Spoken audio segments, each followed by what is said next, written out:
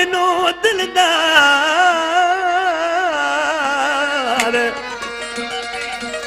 ओ बेवफा बेकदरा तो धोखो ॾिनो दिलदार ओ बेजो थी वे यार अकिलानी नवाब के आज़ार ॾेई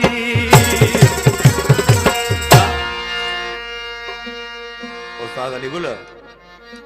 चांडिया आज के चांडिया उस्ताद बेंजे वाला मोहम्मद साईं छो त को दिलासे जड़ो दुश्मन ना है बराबर दिलासो दी आशिक पंजो महबूब छड़े वही पंजो बियो घर वसाई आशिक रोंदो रहियो रुलंदो रहियो जे तो मुके आसर में रहाए तू हलियो में छो भला मु केड़ो डो कयो तुंजो बर्बाद करे मुके घर पंजो वसाजो थई बर्बाद करे मुके घर पंजो वसाजो थई एक पल जी खुशी देई सजी उम्र रुवारो थई एक पल जी खुशी देई सजी उम्र रुवारो थई बर्बाद करे मुके घर पंजो वसाजो थई बर्बाद करे मुके घर पंजो वसाजो थई एक पल जी खुशी देई सजी उम्र रुवारो थई एक पल जी खुशी देई सजी उम्र रुवारो थई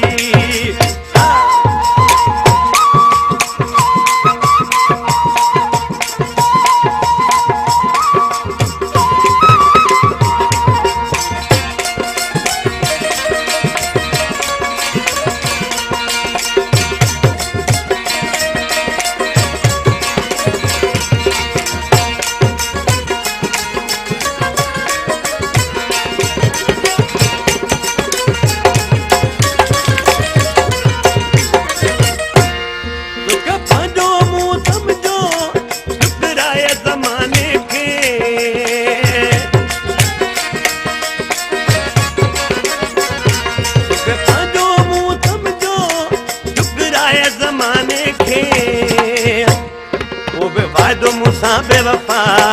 ओ बे वायदो मुसा बेवफा अन्या कोन में बाजो थई बर्बाद करे मुके घर पाजो वसाजो थई बर्बाद करे मुके घर पाजो वसाजो थई एक पल जी खुशी देई सजी उम्र रुवारो थई एक पल जी खुशी देई सजी उम्र रुवारो थई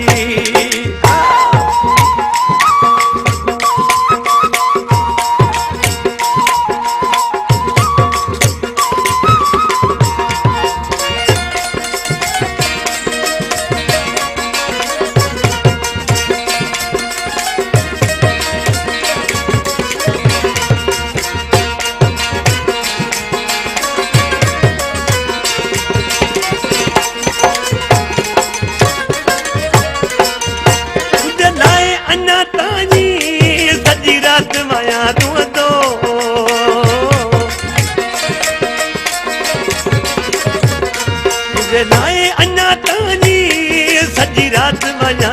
तो छाजे मुखां दामन हे दर्द छॾाजो थई छाजे मुखां दामन हे दर्द छॾाजो थई बर्बाद करे मुके घर पंहिंजो वसायो थई बर्बाद करे मुके घर पंहिंजो वसायो थई एक पल जी खुशी देई सजी उम्र रुवारो थई एक पल जी खुशी देई सजी उम्र रुवारो थई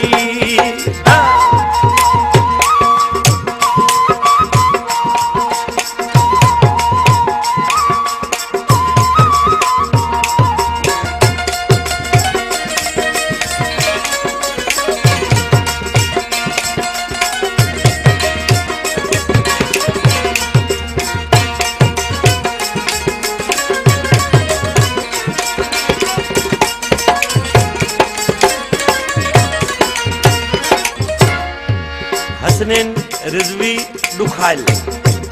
ये जो गानो है इसी नाले वाले मिसरा में छा थो चे हसनैन जे ॾुखड़नि जो एहसास नाहे तोखे